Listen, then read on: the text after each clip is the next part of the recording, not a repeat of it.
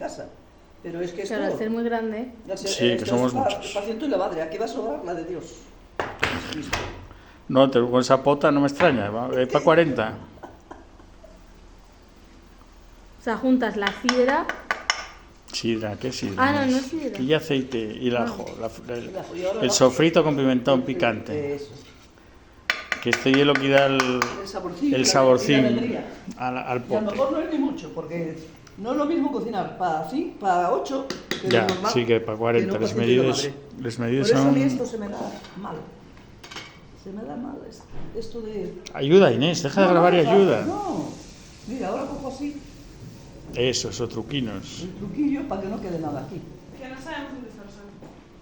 Chicos, ya podéis, bueno, lo que quieran. Venga, Ya podéis ahora pasar cuesta al más superior. trabajo, no para el otro lado, a la derecha siempre. Ahora cuesta más trabajo porque están los ajos, y los ajos no están muy cocidos, la verdad.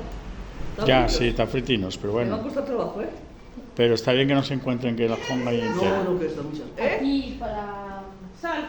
Venga, eso para el toque final. La sal, yo soy muy sosa. Ya decía primero. Y es muy malo para la tensión. Ya lo sé, yo en casa como sin sal. Sí, yo a mí pásame todo, está todo soso. Pero bueno, hay que salar un Pero poco. bueno, para un día, Muy bien, perfecto. espera, que le voy a quitar el